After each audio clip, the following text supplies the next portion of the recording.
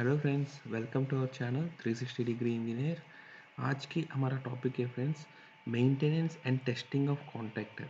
इसकी पहले वीडियोस में हमने कॉन्ट्रैक्टर का बेसिक ओवरव्यू और सिलेक्शन ऑफ कॉन्ट्रैक्टर और कॉन्ट्रैक्टर को टाइप टू कोऑर्डिनेशन में कैसे सेलेक्ट करना है डिफरेंट स्टार्टर्स में, वो सारे वीडियोस हमने पहले बनाया। इनकेस आप मिस हो गए तो उस वीडियोस को please watch two videos friends. इस वीडियो में हमने मेंटेनेंस और टेस्टिंग ऑफ कॉन्ट्रैक्टर के बारे में बता देंगे फ्रेंड्स। पहले आपको कोई भी इनकेस इलेक्ट्रिकल सिस्टम में आपको मेंटेनेंस का ज़रूरत पड़ता है फ्रेंड्स, क्योंकि आप बहुत लोग मेंटेनेंस को गलत समझते हैं फ्रेंड्स। क्योंकि मेंटेनेंस को रिपेयर मेंटेनेंस समझते हैं, लेकिन एक्चुअली मेंटेनेंस का मतलब ये है फ्रेंड्स, वो करने से आपको उस इक्विपमेंट को आपको रिपेयर या ब्रेक डाउन के जाने को रोकने के लिए हमको मेंटेनेंस करते हैं फ्रेंड्स, कोई भी इक्विपमेंट को। ठीक है, अभी इस वीडियो में हम देख लेंगे फ्रेंड्स। सबसे पहले इसका ओवरव्यू देख लेंगे फ्रेंड्स कॉन्ट्रैक्टर का। इसके बारे में मैं तो आपको इन डिटेल पहले वीडियोस में तो बनाया था, लेकिन ओवरव्यू समझना बहुत ही इंपॉर्टेंट चीज़ है। हमारा कॉन्ट्रैक्टर में फ्रेंड्स, ये हमारा फिक्स्ड मैग्नेट रहते हैं, हमारा मूविंग मैग्नेट रहते हैं। फिक्स्ड मैग्नेट में फ्रेंड्स हमारा कंट्रोल कॉइल रहता है फ्रेंड्स, उस कॉइल में हम लोग सप्लाई देता है तो कभी भी ये हमारा इलेक्ट्रोमैग्नेट है फ्रेंड्स। जैसे ही आपको इस कंट्रोल कॉइल को सप्लाई वोल्टेज दे देते हैं तो ये कंट्रोल कॉइल में जो करंट जाता है, वो करंट की वजह से जो फ्लक्स बनता है, वो फ्लक्स की वजह से ये हमारा फिक्स्ड मैग्नेट है, हमारा इलेक्ट्रोमैग्नेट बन जाते हैं, मैग्नेट बन जाते हैं। उसकी वजह से क्या होता है फ्रेंड्स, ये इसको खींच देते हैं फ्रेंड्स, अट्रैक्ट कर देते हैं। और ये हमारा स्प्रिंग है फ्रेंड्स, रिटर्न स्प्रिंग है। इनके सप्लाई चला गया तो ये वापस जाने के लिए हमको स्प्रिंग है, और जब ये हमको सप्लाई देने के टाइम पे इसको जो अट्रैक्ट करते हैं, उस टाइम पे भी हमारा स्प्रिंग का जो टेंशन है उससे ज़्यादा हमारा ऑफ एल एस का इसका मैग्नेटिक एनर्जी रहते हैं। इसीलिए वो स्प्रिंग एनर्जी को स्प्रिंग एनर्जी को आपको ओवरकम करके ये हमको अट्रैक्ट कर रहे हैं फ्रेंड्स। ठीक है, और इसी मूविंग मैग्नेट में, इसी में कपल्ड रहते हैं फ्रेंड्स हमारा मूविंग कॉन्टैक्ट सिस्टम है फ्रेंड्स। ये हमारा कॉन्टैक्ट सिस्टम है, हमारा मेन पर्पज ऑफ कॉन्टैक्टर यही है। ये हमारा फिक्स्ड कॉन्टैक्ट है और ये हमारा मूविंग कॉन्टैक्ट है, और इसको मेक और ब्रेक करने के लिए हम लोग कंट्रोल कॉइल को सप्लाई दे रहे हैं फ्रेंड्स। ठीक है, सो अगर आप देखिएगा तो फ्रेंड्स, और यहाँ हमको जो मूविंग कॉन्टैक्ट को होल्ड रखने के लिए और इसको जो वाइब्रेशन को अवॉइड करने के लिए हमको इसको स्टिफ मेंटेन करने के लिए, स्टिफनेस मेंटेन करने के लिए हम लोग यहाँ एक कॉन्टैक्ट स्प्रिंग या लीफ स्प्रिंग बोलते हैं, वो एक देते हैं फ्रेंड्स। तो अभी इस कॉन्टैक्टर में आप देखिएगा तो फ्रेंड्स मूविंग पार्ट्स है फ्रेंड्स। मूविंग पार्ट्स क्या क्या है, एक हमारा मूविंग मैग्नेट है, ये भी मूव हो रहे हैं, और मूविंग कॉन्टैक्ट भी मूव हो रहे हैं, और वो आकर मतलब फटाक से इसको टच कर रहे हैं फ्रेंड्स। ठीक है, तो यहाँ आपको मूविंग पार्ट्स भी है, उसकी वजह से जो वेयर एंड टेयर है आपको यहाँ मैग्नेट सिस्टम में भी हो सकते हैं और यहाँ कॉन्टैक्ट सिस्टम में भी होते हैं फ्रेंड्स। ठीक है, नेक्स्ट हमारा फ्रेंड्स इसका जो इलेक्ट्रिकल लाइफ और मैकेनिकल लाइफ, दो चीज़ें फ्रेंड्स। वेयर एंड टियर की वजह से इसका जो लाइफ खत्म होता है, इसको मैकेनिकल लाइफ बोलते हैं। और अगर आप इलेक्ट्रिकल सिस्टम में अगर कॉन्टैक्ट से मतलब मेल्ट होकर यार ओवर करंट की वजह से या नहीं है तो आर्किंग की वजह से जो अगर मेल्ट होता है और इसका लाइफ खत्म हो जाता है तो उसको इलेक्ट्रिकल लाइफ बोलते हैं फ्रेंड्स। हमेशा कॉन्टैक्ट में इलेक्ट्रिकल लाइफ बहुत कम रहते हैं मैकेनिकल लाइफ से कंपेयर करेगा तो अगर आप देखिएगा तो फ्रेंड्स, मेंटेनेंस ऑफ कॉन्ट्रैक्टर में सबसे पहले हमको जो मूविंग पार्ट्स है, मूविंग पार्ट्स में आपको बताया फ्रेंड्स, एक हमारा कॉन्टैक्ट सिस्टम है और दूसरा हमारा मैग्नेट सिस्टम है। तो उसको उसको देखना बहुत ही ज़रूरी है फ्रेंड्स, इसका कंडीशन देखना बहुत ही ज़रूरी है। इसका कंडीशन में क्या दिखते हैं फ्रेंड, सबसे पहले हमारा इस कॉन्टैक्टर को जो हमको दिख रहे हैं, ये कॉन्टैक्टर है, इस कॉन्टैक्टर को आपको डिसमेंटल करना है फ्रेंड। डिसमेंटल मतलब इसका जो टॉप कवर है, इसका हाउसिंग है, इसको ओपन करना पड़ता है। ओपन करने के बाद इसका इसका कॉन्टैक्ट्स को आप खोल कर इसका फिक्स्ड मैग्नेट का कॉन्टैक्ट, जो फिक्स्ड मेन कॉन्टैक्ट है और मूविंग मेन कॉन्टैक्ट है, वो तीनों फेज का, R phase, Y phase, B phase, अगर थ्री पोल का कॉन्टैक्ट है तो उसकी कॉन्टैक्ट है अच्छे है, गुड या फेयर या बैड है, वो नोट करना पड़ता है फ्रेंड्स सबसे पहले स्टेप पे। ठीक है फ्रेंड्स, इन केस आपको उस कॉन्टैक्ट में कोई भी आपको डस्ट या डर्ट दिख रहा है तो फ्रेंड्स आप कभी भी कॉन्टैक्ट का ऊपर आप मतलब ये पेपर सैंड पेपर या वो सब लगाना नहीं चाहिए फ्रेंड्स।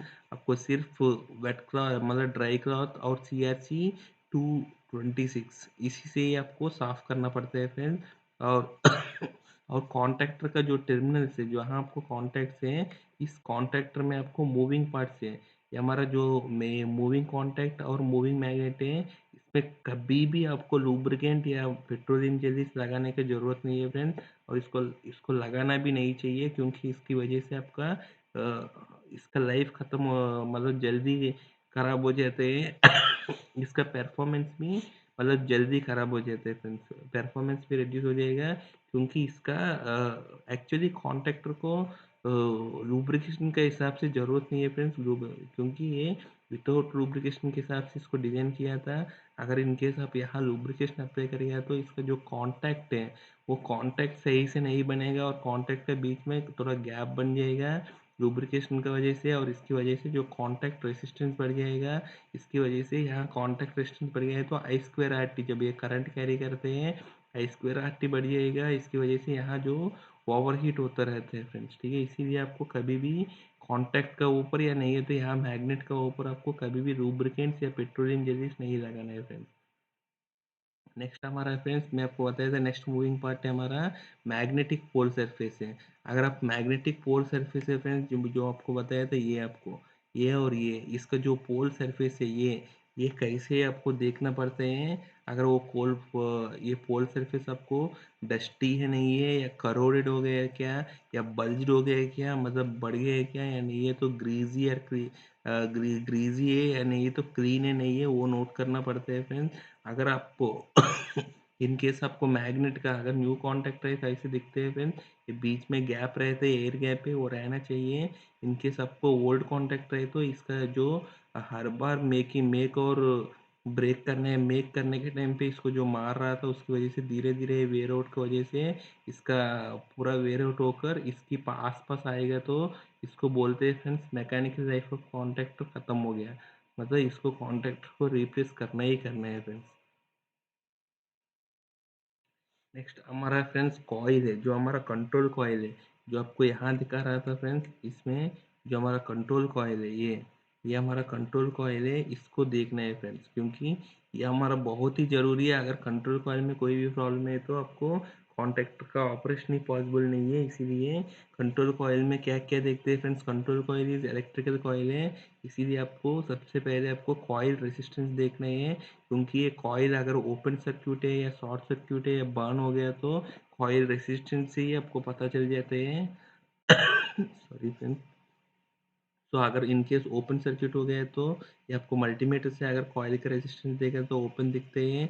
अगर बहुत ही कम वैल्यू दिख रहा है तो शॉर्ट सर्किट है। जनरली कॉइल का रेजिस्टेंस से किलो ओम में रहते हैं। अगर आपको ओम में या नहीं है तो कम दिख रहा है तो शॉर्ट सर्किट है। अगर इन केस मेगा ओम में या ओपन दिख रहा है तो आपको ओपन सर्किट है। उस केस में अगर कॉइल में किसी में भी आपको बर्निंग या काला काला दिख रहा है तो या अगर कॉइल आपको डैमेज दिख रहे हैं तो आपको उस कंडीशन में कॉइल को रिप्लेस करना बहुत ही अच्छी चीज़ है फ्रेंड्स। अगर कॉइल हेल्दी नहीं है तो आपको तुरंत रिस्क नहीं लेना है, रिप्लेस करना ही करना है फ्रेंड्स। नेक्स्ट हमारा हाउसिंग ऑफ कॉन्ट्रैक्टर है। जो कॉन्ट्रैक्टर का हाउसिंग है कहीं पे भी क्रैक्ड है या कहीं पे भी अगर टूटा हुआ है तो वो नोट करना पड़ेगा फ्रेंड्स। अगर आपको कहीं पे भी टूटा नहीं है क्रैक नहीं है सिंपल डस्ट है और क्लीन है तो आपको नोट कर दीजिए क्लीन और डस्ट है क्योंकि ये सारे रिकॉर्ड आपको नेक्स्ट टाइम प्रिवेंटिव मेंटेनेंस करने के टाइम पे यूज़ होगा। और उसकी बेसिस में ही आप नेक्स्ट टाइम भी मतलब कितना ड्यूरेशन में कभी भी आपको फ्रेंड्स जो मेंटेनेंस होते हैं जो मेंटेनेंस होता है वो हमेशा रिकॉर्ड के बेसिस में ही होते हैं फ्रेंड। क्योंकि एक बार आपको किसी में भी मेंटेनेंस का ड्यूरेशन कोई भी फिक्स नहीं करा सकते। बेसिकली नंबर ऑफ ऑपरेशंस में तो आपको करना ही करना है लेकिन नंबर ऑफ ऑपरेशंस का पहले इसका परफॉर्मेंस बेस्ड में जो हम मेंटेनेंस करते हैं वो डिपेंड करते हैं इसका एटमॉस्फेयर और इसका एप्लीकेशन के ऊपर। वो हमको तभी पता चलेगा फ्रेंड्स। ये सारे आपको जो टेबल्स में आपको दिखाया था ऐसे आपको टेबल फॉर्म में आप हर बार मेंटेनेंस करने के टाइम पे इसका रिकॉर्ड करेगा तो पास्ट रिकॉर्ड का बेसिस में आप नेक्स्ट टाइम इसका क्या क्या खराब हुआ क्या क्या डिग्रेड हुआ आपको पता चल जाता है। इसके हिसाब से आपको नेक्स्ट इसके बाद जो नेक्स्ट मेंटेनेंस आता है उसके लिए जो इन्वेंटरी या स्पेयर्स मेंटेन करना है वो भी आपको पता चल जाते हैं। इसीलिए बेस्ट प्रैक्टिस है हर बार मेंटेनेंस में आपको ये सारे रिकॉर्ड्स आपको नोट करना है और इसको एक रिकॉर्ड बना के रखना पड़ेगा फ्रेंड्स। सो कभी भी आपको हाउसिंग है फ्रेंड्स, हाउसिंग को भी आप ड्राई पीस क्लॉथ से आपको क्लीन करना है और अगर हाउसिंग अगर आपको टूटा हुआ है ब्रोकन है तो आपको चेंज करना पड़ेगा फ्रेंड्स हाउसिंग को। नेक्स्ट है फ्रेंड्स हमारा आर्ट शूट है। आर्ट शूट समझने के लिए फ्रेंड्स सबसे पहले आर्ट शूट समझ लीजिए क्या होते हैं। हमारा कॉन्ट्रैक्टर में इनकेस कोई भी स्विच गियर में फ्रेंड्स जहाँ आपको बेसिकली हमको जहाँ आपको मूविंग को ये हमारा फिक्स्ड कॉन्टैक्ट है, ये हमारा मूविंग कॉन्टैक्ट है, पहले ये इसके साथ टच था और करंट फ्लो है ऐसा फ्लो कर रहा था। ठीक है फ्रेंड, जब हमको जैसे आपको इसको ये ओपन कर रहे हैं, जैसे ओपन कर रहे हैं तो क्या होगा फ्रेंड, सबसे पहले हमारा ये ओपन होने के टाइम पे यहाँ आर्क बनते हैं और ये हमारा आर्क शूट है फ्रेंड्स। बेसिकली ये पूरा अरेंजमेंट है आर्क शूट है,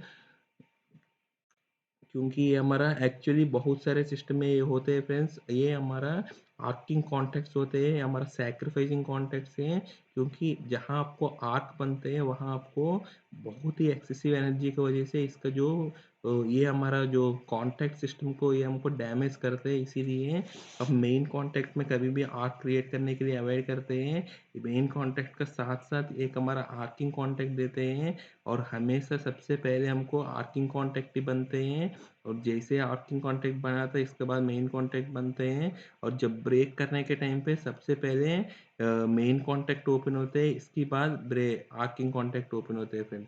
इसीलिए आपको आर्किंग कभी भी आपको मेन कॉन्टैक्ट्स में नहीं होते हैं, आर्किंग कॉन्टैक्ट्स में होते हैं, सो दैट कुछ भी आर्क की वजह से जो मेन कॉन्टैक्ट्स हैं जो डैमेज हो रहे हैं वो हमको आर्किंग कॉन्टैक्ट में ही डैमेज होगा और आर्किंग कॉन्टैक्ट का कॉस्ट भी कम है और इसको रिप्लेस करना भी बहुत ही आसान है क्योंकि छोटी छोटी कॉन्टैक्ट है।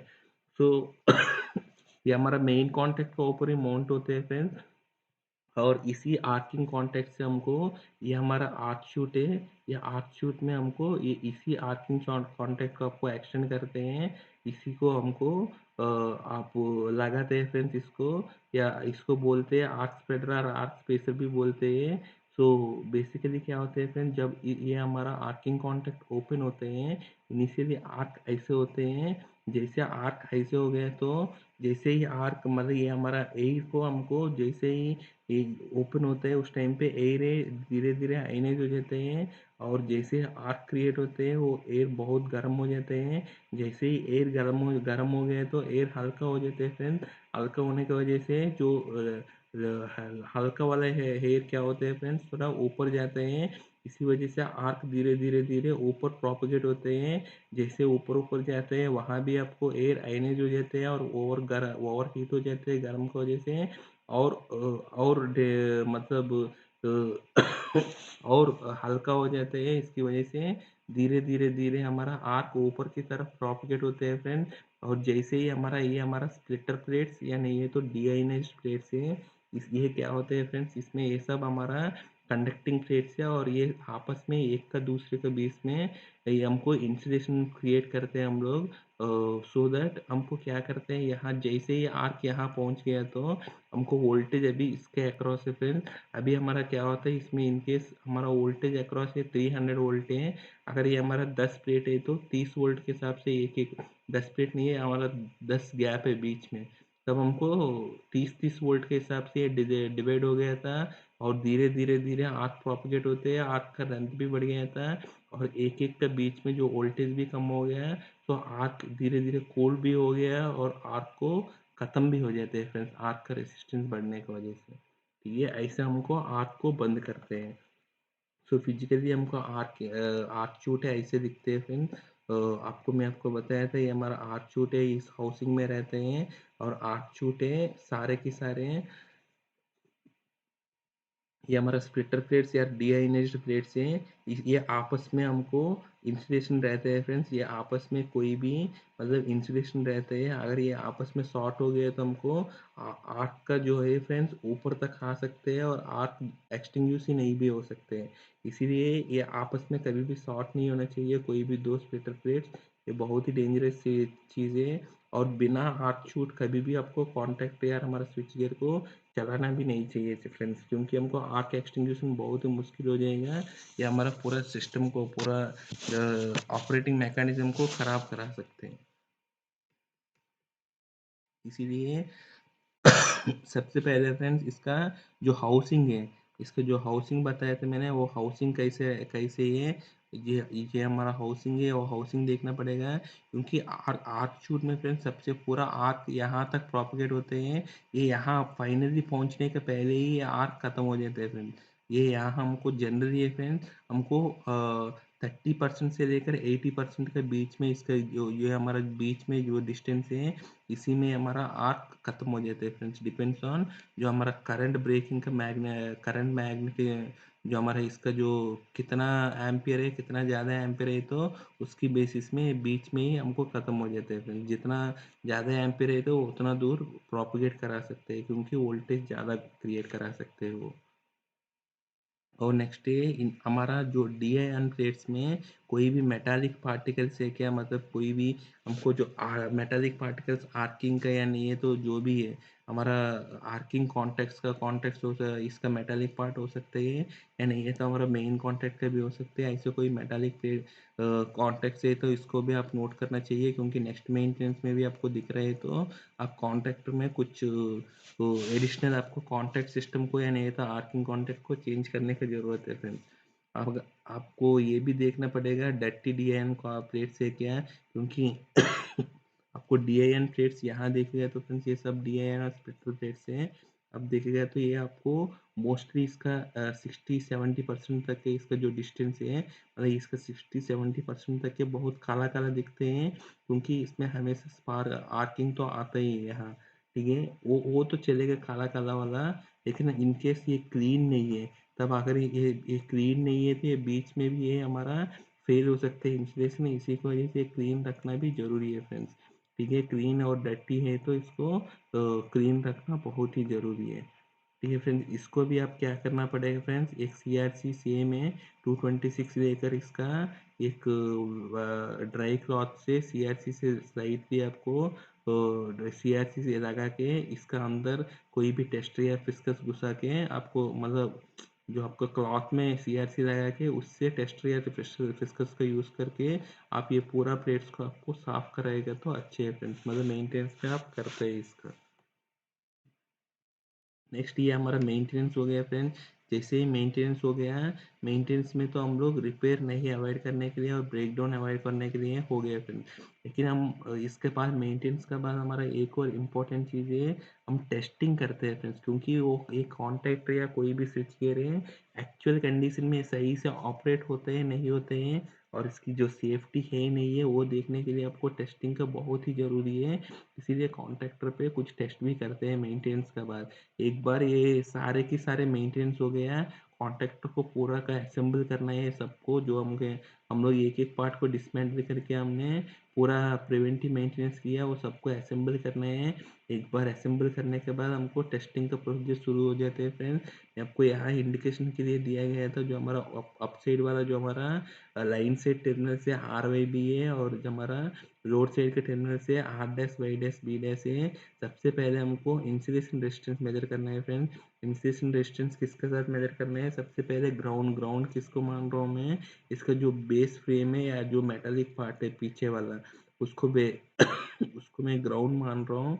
उसको आप ग्राउंड करके आर फेस को इसका बॉडी का साथ जो ग्राउंड ग्राउंड करा के इसको आर फेस का बॉडी का साथ, और वाई फेस का भी बॉडी का साथ उसी के ग्राउंड बोल रहा हूँ मैं, और बी फेस का भी इसका ग्राउंड का साथ आपको हायर वैल्यू देना ही है। ऐसे आपको आउटगोइंग टर्मिनल्स को भी ग्राउंड का साथ सारे टर्मिनल्स को R dash to ground, Y dash to ground और बी डैश टू ग्राउंड। इसके बाद फ्रेंड्स आपको कॉन्ट्रैक्टर का ओपन कंडीशन पे जिसका दोनों टर्मिनल के बीच में भी IR वैल्यू लेना है। ऐसा Y टू Y डैश और B टू B डैश भी आपको लेना चाहिए फ्रेंड्स। और इसके बाद हमको लेना है फ्रेंड्स आपस में आपको इंटरफेस है RB के बीच में, और ऐसे आउटगोइंग टर्मिनल्स में भी इंटरफेस में R डैश Y डैश या Y डैश B डैश और R डैश B डैश। इसके मेजरमेंट चाहिए तो आपको कम करा सकते हैं फ्रेंड्स, क्योंकि आपको अगर आपको आर और आर डैश के बीच में IR वैल्यू कम है मतलब सही है, तो आपको ये सारे के सारे टेस्ट फ्रेंड्स हमको कॉन्टैक्ट रियलिटी सिस्टम में यूज़ करते हैं। तो आपको 500 वोल्ट का मैगर पे यूज़ करना है। 500 वोल्ट सारे केस में आपको 500 वोल्ट अप्लाई करना है। और आपको 500 वोल्ट के मैगर में इसका वैल्यू मिनिमम है फ्रेंड्स आपको 1 मेगा ओम और इसका ऊपर होना चाहिए। लेकिन आपको जनरली है फ्रेंड्स ये हर मेंटेनेंस में जो आप इसका टेबल या रिकॉर्ड मेंटेन करते हैं, इसका पहले वैल्यू हमेशा हायर वैल्यू के फ्रेंड्स कोई भी इक्विपमेंट या कोई भी सिस्टम पे हायर वैल्यू का हमेशा इसका जो पहले रिकॉर्ड रखना बहुत ही इंपॉर्टेंट है। हमको उस पहले रिकॉर्ड से जो वैल्यू है इसका जो जस्ट पहले इसका पहले मेंटेनेंस में हमने जो इसका हायर वैल्यू है उतना वैल्यू और इसका आसपास रहना इज अच्छे है फ्रेंड्स, ठीक है। तो अगर वो कोई भी डेटा नहीं है तो आपको ये आपको 500 वोल्ट का केस में आपको कोई भी IR वैल्यू इसमें कोई भी IR वैल्यू आपको 1 मेगा ओम और इसका ऊपर रहना जरूरी है फ्रेंड्स। अदरवाइज आपको जो पुराना टेस्ट वैल्यू है पुराना PM के टाइम पे वो वैल्यू और इसका आसपास रहने से भी आपको इस टेस्ट को आप पास करा सकते हैं इस कॉन्ट्रैक्टर को। एक बार ये टेस्ट हो गया फ्रेंड्स, मतलब आपको रीडिंग कम करने के लिए मैं आपको बताया फ्रेंड्स ये तीनों को with ground with respect to ground तो करना ही पड़ेगा। अगर इन केस आपको ये बिटवीन ये टर्मिनल्स के बीच में अगर IR वैल्यू सही है तो आपको क्या कर सकते हैं फ्रेंड्स, आपको इसको क्लोज का कंडीशन पे ये तीनों को विथ रेस्पेक्ट टू ग्राउंड करने से ये दोनों को आप क्लब करा सकते हैं। अगर ये IR वैल्यू सही है तो ठीक है फ्रेंड्स, और ये दोनों को भी क्लब करा सकते हैं कॉन्ट्रैक्टर का ऑन करा के। इसको कॉन्ट्रैक्टर का कंट्रोल कॉइल का सप्लाई देकर इसको ऑन करा के या नहीं है तो इसमें एक दबा के आप चेक IR वैल्यू चेक करा सकते हैं फ्रेंड्स, इन केस इसके बीच में IR वैल्यू सही है तो इसकी वजह से आपको ये हमको क्या हो जाएगा, ये टेबल हट जाएगा और ये टेबल हट जाएगा और 3 टेबल से ये आपको काम हो जाएगा, ठीक है फ्रेंड्स। अदरवाइज आपको नॉर्मली लेना है तो ऐसा ले सकते हैं फ्रेंड्स। नंबर ऑफ मेजरमेंट्स अगर इसमें ज़्यादा हो सकते हैं। नेक्स्ट है फ्रेंड्स हमारा कॉन्टैक्ट रेसिस्टेंस मेजरमेंट है। एक बार आपको कंट्रोल कॉइल को सप्लाई देकर या इसको कंट्रोल कॉइल को सप्लाई देकर आपको एक बार कॉन्टैक्ट क्लोज होने के बाद इसका R और R डैश के बीच में जितना इसका कॉन्टैक्ट रेजिस्टेंस कितना आते हैं माइक्रो ओम में वो नोट करना पड़ता है। ऐसे तीनों फेज का नोट करना है और तीनों फेज में जो मैक्सिमम जो डिफरेंस है वो +10% तक अलाउड है। अगर कोई भी तीनों फेज में किसी में भी आपको डिफरेंस ज़्यादा है तो पर्टिकुलर कॉन्टैक्ट सिस्टम को वो पूरा सिस्टम को आपको चेंज करने का ज़रूरत है फ्रेंड्स। इसीलिए आपको कॉन्टैक्ट रेजिस्टेंस बहुत ही इंपॉर्टेंट है फ्रेंड्स, क्योंकि कॉन्टैक्ट रेजिस्टेंस से फ्रेंड्स अगर कॉन्टैक्ट रेजिस्टेंस में अगर इनकेस ज़्यादा भी आपको मिल रहे हैं माइक्रो ओम, तब आपको मैं बताया फ्रेंड्स I2R है। अगर इसका R ज़्यादा है तो आपको इसका वहाँ आपको हॉटस्पॉट बन सकते हैं, वहाँ आपको फेल होने का चांसेस ज़्यादा रहते हैं। इसीलिए कहीं पे भी कॉन्टैक्ट रेजिस्टेंस कहीं पे किसी में भी ज़्यादा नहीं रहना चाहिए फ्रेंड्स। नेक्स्ट हमने फ्रेंड्स इसका कंट्रोल कॉइल का हमको pickup and drop off test कर सकते हैं। इसको pickup and drop off test करने के लिए सबसे पहले हमको जो कंट्रोल कॉइल है अगर इनकेस ये AC ऑपरेटेड कंट्रोल कॉइल है, इसका पिकअप या ड्रॉप ऑफ वोल्टेज है AC या DC कोई भी है, इसका 85% का रेटेड वोल्टेज से लेकर 110% का रेटेड वोल्टेज के बीच में इसका पिकअप वोल्टेज रहते हैं फ्रेंड, इरेस्पेक्टिव ऑफ वो AC का कॉइल है या DC का कॉइल है। लेकिन ड्रॉप ऑफ वोल्टेज है फ्रेंड, AC का कॉइल में 75% से लेकर 20% रहते हैं, लेकिन DC का केस में 75% से लेकर 10% रहते हैं फ्रेंड्स, ठीक है। तो हमको ये हमारा स्टैंडर्ड है फ्रेंड्स। अभी हमको क्या करना है, इस कंट्रोल कॉइल में आपको अगर AC सप्लाई वाला है तो आपको एक ऑटो ट्रांसफार्मर या वेरिएक लगाना है। इसको धीरे धीरे धीरे धीरे आपको वोल्टेज बिल्ड करना है, और जिस वोल्टेज पे ये कॉन्टैक्टर पूरा ब्रे मतलब कॉन्टैक्टर क्लोज हो रहे हैं उस वोल्टेज को आपको नोट करना है फ्रेंड्स, ठीक है। आपको एज पर स्टैंडर्ड आपको पता ही है, इसका नेम प्लेट में जो आपको दिया गया है, या नहीं तो इसका कैटलॉग में आपको मिल जाएगा। इसका पिकअप वोल्टेज कितना है, इसका जो रेंज है ये है फ्रेंड्स, आपको ये फिक्स्ड है। और पिकअप वोल्टेज है एक्चुअली आप वोल्ट ऑटो ट्रांसफार्मर का थ्रू कितना हो रहा है आपको पे वो वोल्टेज नोट करना है। और नेक्स्ट है फ्रेंड्स ड्रॉप ऑफ वोल्टेज है। स्टैंडर्ड का वोल्टेज है, अगर एसी और डीसी है तो हमको पता है। अभी आपको एक्चुअली इसका वोल्टेज को धीरे धीरे धीरे धीरे 1 वोल्ट 2 वोल्ट 3 वोल्ट ऐसे ड्रॉप करना है फ्रेंड। कितना वोल्टेज पे ये कॉन्टेक्टर दोबारा ओपन हो रहा है कंट्रोलर, उसको आपको नोट करना है फ्रेंड्स, ठीक है। और ये सर्क्यूट पास या फेल है फ्रेंड्स, वो इसी का ऊपर डिपेंड करते हैं। अगर इस रेंज में, इसका बीच का रेंज में इसका पिकअप वोल्टेज रहेगा, और इसका इसका बीच का रेंज में इसका एसी या डीसी, इसके हिसाब से जो स्टैंडर्ड के हिसाब से जो रेंज दिया गया है, अगर उसका बीच में कोई भी वैल्यू है, मतलब ये इसका कंट्रोल कॉइल का सही है। इनकेस ऐसे नहीं हो रहे हैं, फिर आपको कंट्रोल कॉइल गलत है फ्रेंड्स, कंट्रोल कॉइल का आपका लाइफ खत्म हो गया है, इसको चेंज करने का जरूरत है फ्रेंड्स। ये इसका कंट्रोल कॉइल का टेस्ट होते हैं फ्रेंड्स। नेक्स्ट हमारा ट्रबल शूटिंग है फ्रेंड्स कॉन्टैक्टर में। कॉन्टैक्टर में बेसिकली क्या क्या प्रॉब्लम होते हैं, हमको मेजर प्रॉब्लम है फ्रेंड्स हो सकते हैं आपको। सबसे पहले आपको ओवर हीटिंग ऑफ कॉन्टैक्टर है। कॉन्टैक्टर कुछ कॉन्टैक्टर आपको बहुत ही ज़्यादा ओवर हीटिंग हो सकते हैं। उसका प्रॉबल रीजन से फ्रेंड्स, लोड करंट अगर ज़्यादा है तो होगा। अगर इनकेस लोड करंट ज़्यादा है तो इसका सोल्यूशन है ये फ्रेंड्स, आपको लोड अगर कम कर सकते हैं तो लोड कम कर दीजिए। अगर लोड कम नहीं कर पाएगा तो आपको नेक्स्ट हायर रेटिंग है उसको लेना पड़ेगा फ्रेंड्स। क्योंकि आपको हमेशा याद रख लीजिए फ्रेंड्स, जो भी हमारा स्विच गियर है, हमारा इलेक्ट्रिकल इक्विपमेंट है, उसको कूल रखने से, उसको कूल मतलब क्या है फ्रेंड्स, इसका जो रेटेड करंट है उससे नीचे ही रखने से इसका टेम्परेचर हमेशा कम ही रहेगा। इसकी वजह से इसको मोस्टली हमको डैमेज होने का चांसेस नहीं रहते हैं। और उसको प्रॉपरली प्रिवेंटिव मेंटेनेंस करा के इसको कम्प्लीटली इसका रिपेयर या ब्रेकडाउन हम अवॉइड करा सकते हैं फ्रेंड्स।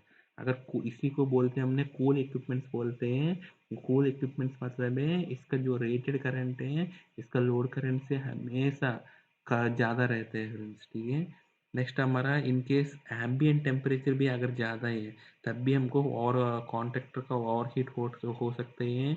अगर एम्बियंट टेम्परेचर ज़्यादा है तो आपका जो एम्बियंट टेम्परेचर कब ज़्यादा हो सकता है फ्रेंड्स, आपका जो इक्विपमेंट है, आपका जो स्विच गियर है, वहाँ आपको कूलिंग सही है नहीं है। अगर इनके सबसिस्ट नहीं तो वहाँ आपको एयर कंडीशन नहीं तो एसी नहीं चल रहा है क्या, या नहीं तो ब्लोअर सिस्टम है तो ब्लोअर नहीं चल रहा है क्या, वो देखना पड़ेगा।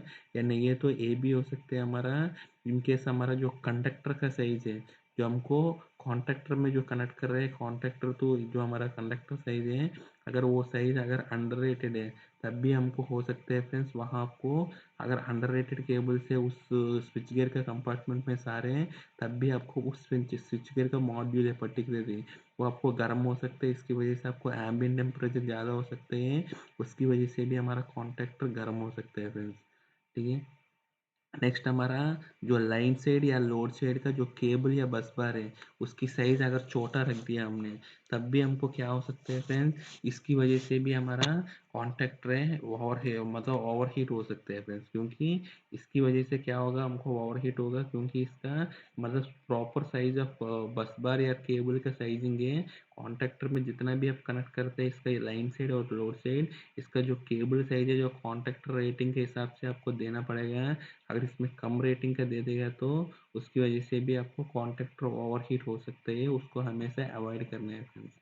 नेक्स्ट हमारा डस्टी एटमॉस्फेयर है, जहाँ आपको एटमॉस्फेयर बहुत ही डस्टी है, लाइक कोक प्लांट से या नहीं है तो सीमेंट प्लांट से, वहाँ आपको क्या करना पड़ेगा फ्रेंड्स, कॉन्ट्रैक्टर जल्दी जल्दी ओवर हीट हो सकते हैं। क्योंकि ओवर हीट इसीलिए हो रहे हैं, जहाँ आपको डस्टी इन्वायरमेंट है वहाँ आपको हीट डिसिपेशन प्रॉपर नहीं होते हैं, क्योंकि वो डस्ट कवर कर देते हैं पूरा हमारा इक्विपमेंट का ऊपर, इसीलिए आपको हीट डिसिपेशन प्रॉपर्ली नहीं होते हैं।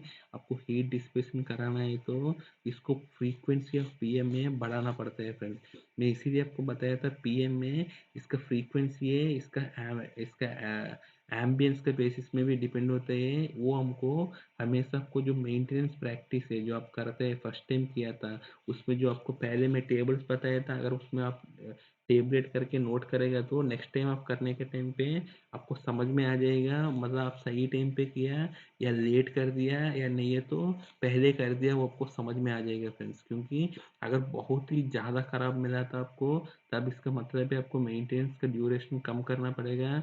और ये नहीं है तो सब बहुत अच्छा ही है, तब आपको नेक्स्ट टाइम भी ऐसे ही देख लीजिए, नेक्स्ट टाइम भी अगर मेंटेनेंस उसी टाइम पे अच्छे है तो आप मेंटेनेंस का ड्यूरेशन बढ़ा भी सकते हैं।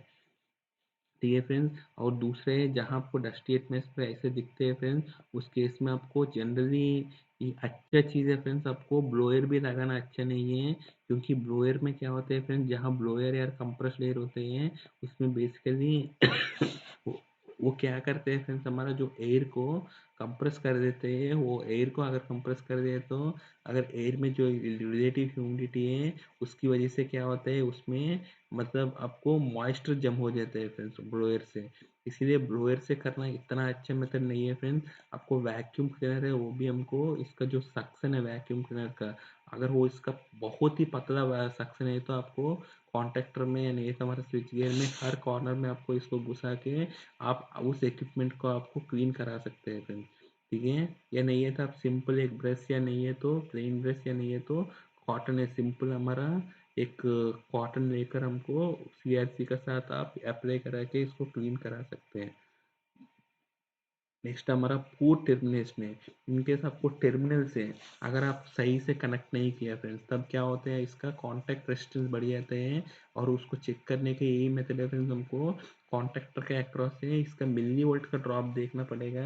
अगर मिली वोल्ट का ड्रॉप किसी एक फेज में आपको मिली वोल्ट का ड्रॉप ज़्यादा दिख रहे हैं, इसका मतलब फ्रेंड्स आपको टर्मिनेशन सही नहीं है, या नहीं है तो कॉन्टैक्ट सही से नहीं बनाया था।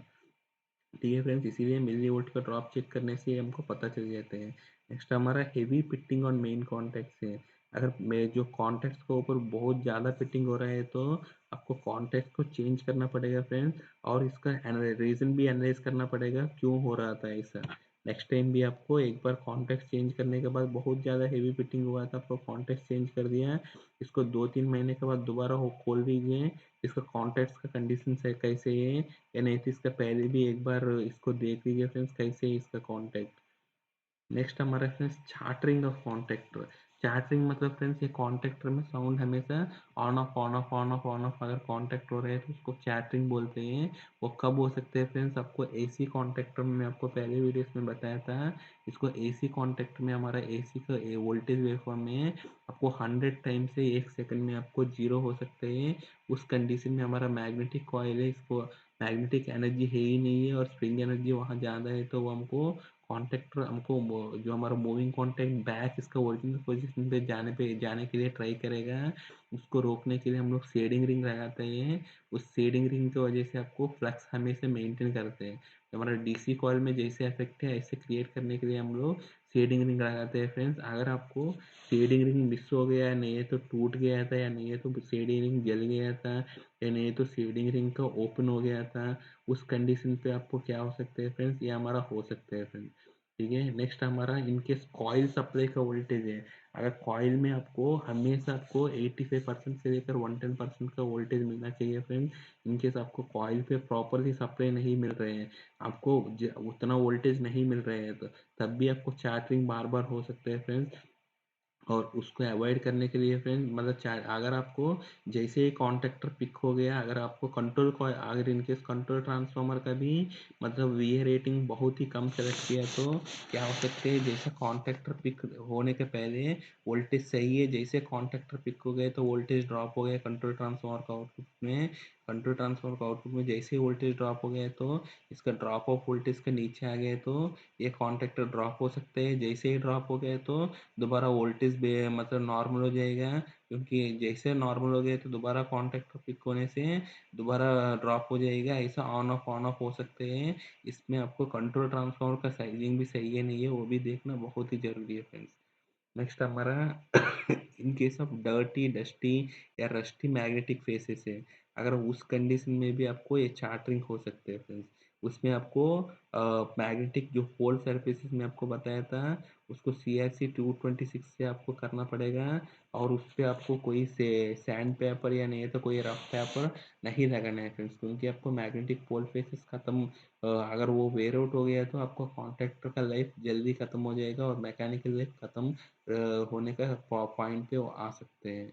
नेक्स्ट हमको कॉन्ट्रैक्टर को हमेशा आपको माउंटिंग सही होना चाहिए फ्रेंड्स। अगर कॉन्ट्रैक्टर को जो मैग्नेटिक मूवमेंट है हमेशा हॉरिजॉन्टली होना चाहिए फ्रेंड्स। अगर वो ऐसे पोजीशन पे नहीं रखा है तो तब भी आपको चार्टरिंग हो सकते हैं। नेक्स्ट अगर लूज कॉइल का टर्मिनल्स, अगर हमारा जो कंट्रोल कॉइल का टर्मिनल्स है इनकेस अगर वो कोई लूज है तो तब भी आपको ये हो सकते हैं फ्रेंड्स। इसीलिए आपको कभी भी ऐसे मिला है तो एक बार टाइटनेस करना भी बहुत ही ज़रूरी है। मैं आपको बताया था in case of VA capacity of transformer भी सही नहीं है तो तब भी हो सकते हैं उसमें आपको जो कंट्रोल ट्रांसफार्मर है इसमें लोड को आपको शिफ्ट करना चाहिए, या नहीं है तो आपको प्रॉपर कंट्रोल ट्रांसफार्मर है थोड़ा हाइयर रेटिंग का कंट्रोल ट्रांसफार्मर चेंज करने का बहुत ही ज़रूरी है फ्रेंड्स। नेक्स्ट हमको इनसफिशिएंट या अनबैलेंस्ड कॉन्टैक्ट प्रेशर है। इन केस आपको कॉन्टैक्ट का प्रेशर है और इसका जो लीफ स्प्रिंग है या नहीं है तो इसका जो रिटर्न स्प्रिंग है अगर वो सिस्टम सही नहीं है, वो स्प्रिंग सही नहीं है या नहीं है तो इसका आपस में जो जोड़ है वो सही नहीं है तो तब भी आपको ये चार्टिंग बार बार हो सकते हैं, क्योंकि लीफ स्प्रिंग अगर मिस भी हो गए तो तब भी हमको कॉन्टैक्ट जंप जंप हो सकते हैं। उस केस में भी आपको चार्टिंग का साउंड आ सकते हैं फ्रेंड्स। नेक्स्ट हमारा हमको शॉर्ट कॉन्टैक्ट है। अगर कॉन्टैक्ट का लाइफ बहुत कम हो रहा है, आपको बार बार आपको कॉन्टैक्ट को रिप्लेस करना पड़ रहा है तो आपसे सबसे पहले आपको कॉन्टैक्ट का प्रेशर है लो हो सकता होगा तो तब भी हो सकते हैं फ्रेंड्स। उसमें आपको कब हो सकता है फ्रेंड्स कॉन्टैक्ट का प्रेशर लो, अगर आपको जो कंट्रोल कॉइल में अगर वोल्टेज कम है तब भी आपको कॉन्टैक्ट प्रेशर लो हो सकते हैं, या नहीं तो लीफ स्प्रिंग है, अगर लीफ स्प्रिंग का टेंशन सही नहीं है उसमें भी हो सकते हैं फ्रेंड्स। लेकिन आपको एक पॉइंट हमेशा याद रखना है फ्रेंड्स, कभी भी आपको कॉन्टेक्स्ट चेंज कर रहे हैं तो उसके साथ साथ लीफ स्प्रिंग को भी चेंज करना है फ्रेंड्स। लीफ स्प्रिंग कभी भी पुराना नहीं लगाना है अगर कॉन्टैक्ट चेंज कर रहे हैं तो। मोस्ट ऑफ द प्रॉब्लम से कॉन्ट्रैक्टर में इसीलिए आते हैं क्योंकि आप सिर्फ कॉन्टेक्स्ट को चेंज कर देते हैं, लीफ स्प्रिंग पुराना छोड़ देते हैं। वो अच्छे मेथड नहीं है फ्रेंड्स। अगर चार्टिंग हो गया तो तब भी हो सकते हैं लाइफ इसका कॉन्ट्रैक्टर का लाइफ ऑब्वियसली कम हो जाएगा। अगर चार्जिंग हो गए तो क्या करना चाहिए मैं आपको पहले टेबलर में मैं आपको बता दिया था। और नेक्स्ट इन केस कॉन्टैक्ट्स अगर बाउंस हो रहे हैं क्लोजिंग में तब भी हो सकते हैं, उस केस में भी आपको कॉन्टैक्ट का लीफ स्प्रिंग और रिटर्न स्प्रिंग इसका दोनों का टेंशन सही है नहीं है देखना पड़ेगा, क्योंकि और कॉइल का वोल्टेज भी सही है नहीं है देखना पड़ेगा। वो इसी का है, उसी केस में आपको कॉन्टैक्ट बाउंस हो सकते हैं, क्योंकि इसका दोनों स्प्रिंग सही है लीफ और रिटर्न स्प्रिंग, और इसका कॉइल वोल्टेज सही है तो आपको कॉन्टैक्ट जनरली बाउंस नहीं होगा फ्रेंड्स। ठीक है। Negative in case dusty atmosphere है तब भी आपको कॉन्टैक्ट्स का लाइफ कम हो सकते हैं, क्योंकि उस केस में आपको इसका कॉन्टैक्ट्स का जो क्लीनिंग है और मैग्नेटिक पोल फेसेस का क्लीनिंग है इसका फ्रीक्वेंसी बढ़ाना पड़ेगा। और उस केस में भी आपको और भी कॉन्टैक्ट्स में फिटिंग या ये दिख रहे हैं तो और भी फ्रीक्वेंसी को बढ़ाना पड़ेगा फ्रेंड्स। और इसीलिए मैं आपको बताया था PM का फ्रीक्वेंसी, इसका जो मेंटेनेंस प्रैक्टिस है बार बार इसको रिकॉर्ड करने से ही आपको पता चल जाता है फ्रेंड्स। और आर्क शूट अगर प्लेस में नहीं है, आर्क शूट मिस हो गया है तब भी आपको कॉन्टेक्स्ट का लाइफ खत्म हो जाता है फ्रेंड्स, क्योंकि आर्क शूट है ही नहीं है, यानी नहीं है तो इसका आर्किंग कॉन्टेक्ट है अगर खराब हो गया तब भी हमको हमारा मेन कॉन्टेक्ट का लाइफ को ख़त्म कर सकते हैं। और आर्क शूट अगर क्लीन भी नहीं है तब भी हमको ये ख़त्म कर सकते हैं। नेक्स्ट हमारा इनकेस लोड करंट बहुत ही ज़्यादा, मैं आपको बताया फ्रेंड्स हमेशा आपको कॉन्ट्रैक्टर का इसका जो रेटिंग का बहुत ही नीचे आपको इसका इसको कंटिन्यूस रेटिंग इसका लोडिंग चलाएगा तो वो बहुत ही कूल इक्विपमेंट बोलते हैं हम लोग, क्योंकि उस केस में आपको इसका लाइफ बहुत ही ज़्यादा रहते हैं। इसीलिए आपको उसका मार्जिन में इसका आसपास यार इसका ओवरलोड पे चलाने से इसका कॉन्टैक्ट का लाइफ और कॉन्ट्रैक्टर का लाइफ भी बहुत ही जल्दी खत्म हो जाएगा फ्रेंड्स। नेक्स्ट हमारा कॉन्टैक्ट वेल्डिंग है फ्रेंड्स। अगर आपको कभी भी कॉन्टैक्ट्स में वेल्डिंग दिख जाते हैं तब आपको हो सकता है फ्रेंड्स सबसे पहले आपको कॉन्टैक्ट्स का जो चार्टरिंग की वजह से अगर कॉन्टैक्ट्स बार बार चार्टरिंग कर रहे हैं उसमें जो आर्किंग बन रहा था इसके आपस में बीच में वो बहुत ही बार बार बन रहा था, उसकी वजह से आपको कॉन्टैक्ट वेल्डिंग आपको हो सकते हैं friends. Next in case contacts bounce हो रहे हैं बार बार तब भी आपको कॉन्टैक्ट वेल्डिंग हो सकते हैं, उस केस में आपको कॉइल का वोल्टेज सही नहीं है, नहीं तो लीफ स्प्रिंग या रिटर्न स्प्रिंग है, अगर वो सही नहीं है तो तब हो सकते हैं फ्रेंड्स। नेक्स्ट हमारा इनकेस कॉन्टैक्टर में माउंटिंग में अगर वाइब्रेशन है तब भी हो सकती है फ्रेंड्स। अगर माउंटिंग में वाइब्रेशन है तो आपको इसका जो नीचे जो हमने लगाया था रबर पैड वाइब्रेशन को अवॉइड करने के लिए, वो रबर पैड सही है नहीं है, अगर लगाया नहीं है देखना पड़ेगा।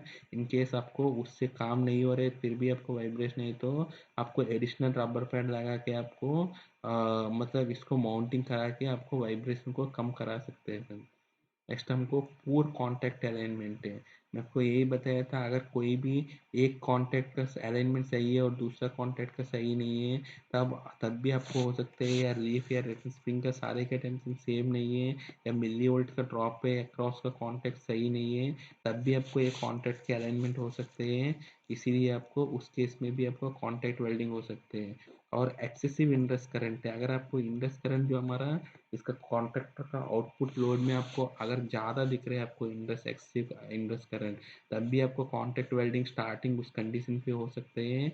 उसको अवॉइड करना है तो आपको इंड्रेस करंट को कम करने के लिए तरीका आपको ढूंढ कर उसको आपको यूज़ करना पड़ेगा। इसका जो स्टार्टिंग मेथड है उसको चेंज करना पड़ेगा, या नहीं है तो रेसिस्टेंस स्टार्टिंग में लगाना है, ऐसा कुछ लगा के आपको इंड्रेस करंट है जो इसको आपको कम करना पड़ेगा फ्रेंड्स। अगर आपको जहाँ आपको कॉन्टैक्ट वेल्डिंग बहुत ही ज़्यादा दिख रहे हैं तो उस केस में आपको ऐसा करना पड़ेगा। नेक्स्ट हमारा कॉन्टैक्टर बहुत बार फेल्स टू ड्रॉप हो रहे हैं, अगर ड्रॉप ही नहीं हो पा रहे हैं तब हमको क्या हो सकते हैं फ्रेंड्स। इनकेस कॉन वो सबसे पहले आपको इनकेस हमारा कंट्रोल कॉइल ओपन सर्क्यूट या जल गया, तब भी हमको इवन कंट्रोल कॉइल को सप्लाई जाने की वजह से भी आपको मतलब हमको कॉइल रिप्लेस करना पड़ेगा। उस केस में भी आपको कॉन्टैक्टर ड्रॉप नहीं हो सकते हैं। और दूसरे है friends, in case wrong rating of coil ले लिया था आपने, मतलब आप इनकेस ज़्यादा कॉइल का आप समझ लीजिए, आप हमारा सिस्टम है 220 वोल्ट का सिस्टम है, लेकिन आप 110 वोल्ट का कॉइल ले लिया फ्रेंड्स, तब आपको क्या हो सकते हैं, ये अगर आप ऐसे गलत करने से आपको इवन 220 वोल्ट के सिस्टम में आप इसको कम भी करेगा तो फिर भी आपको ये हमारा कॉन्टैक्टर ड्रॉप नहीं हो सकते, क्योंकि इसका कॉन्टैक्टर के अक्रॉस जो वोल्टेज है कैपेसिटेंस के इफेक्ट की वजह से इसका जो ड्रॉप ऑफ वोल्टेज भी बहुत कम है। इसकी वजह से आपको हायर वोल्टेज सिस्टम में इसका कैपेसिटेंस इफेक्ट भी बढ़ेगा, इसकी वजह से कॉन्ट्रैक्टर ड्रॉप भी नहीं हो सकते फ्रेंड। इसीलिए आपको हमेशा आपको कॉन्ट्रैक्टर का ऊपर 85% वोल्टेज मेंटेन करना बहुत ही ज़रूरी है फ्रेंड। और आप उसको ड्रॉप करने के टाइम पे भी आपको इसके अक्रॉस वोल्टेज है बहुत ही कम आ जाना चाहिए तुरंत। अगर नहीं आ रहे तो आपको कंट्रोल केबल का कोई लिमिटेशन भी हो सकता है, क्योंकि जहाँ आपको कंट्रोल केबल बहुत ही लेंथी है आपको कैपेसिटेंस इफेक्ट भी बढ़ेगा।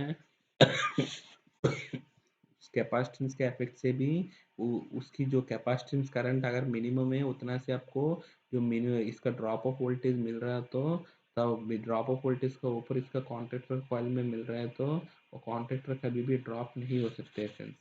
ठीक है, वो सारे केस को आपको ढूंढना पड़ेगा। आपको मैं उस वीडियो में मैं आपको बताया था कंट्रोल केबल का लिमिटेशन, अगर कंट्रोल केबल का वजह से ये हो रहा है तो आपको मतलब आपको कंट्रोल सप्लाई चेंज करना पड़ेगा, डीसी में जा सकते हैं, या नहीं है तो कंट्रोल केबल का लेंथ कम करा सकते हैं, या नहीं तो आपको कंट्रोल केबल एसी में ही आपको कंट्रोल ट्रांसफार्मर सूटेबल लगा के कम वोल्टेज लेवल पे जाना पड़ेगा।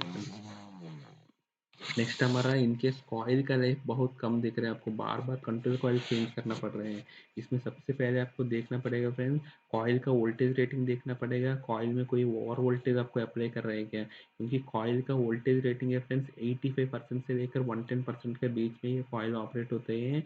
अगर इनकेस आपको कॉइल का वोल्टेज 110% का ऊपर इसमें आ रहे हैं, तब आपको ये कॉइल जल्दी आपको ख़राब हो सकते हैं, कॉइल आपको ओपन हो सकते हैं। अगर आपको कॉइल में अंडर वोल्टेज है तब भी आपको हो सकते हैं फ्रेंड्स कॉइल का लाइफ का कम हो सकते हैं। इसीलिए मैं आपको बता रहा हूँ हमेशा इस वोल्टेज का रेंज आपको कॉइल के अक्रॉस मेंटेन करना बहुत ही इंपॉर्टेंट है। इसके हिसाब से आपको कंट्रोल ट्रांसफर या नहीं तो कंट्रोल सप्लाई हेल्दीनेस और इसका वोल्टेज रेगुलेशन मेंटेन करना बहुत ही ज़रूरी है। अगर आपको कॉन्टैक्ट सही से नहीं क्रॉस कर रहे हैं, अगर कॉन्टैक्टर का मूवमेंट सही नहीं है, तब भी आपको कॉइल ख़राब हो सकते हैं, मतलब कॉइल का लाइफ बहुत जल्दी ख़राब हो सकते हैं फ्रेंड्स। तो ये हमारा मेंटेनेंस और ट्रबल शूटिंग ऑफ कॉन्टैक्टर है फ्रेंड्स। Thank you.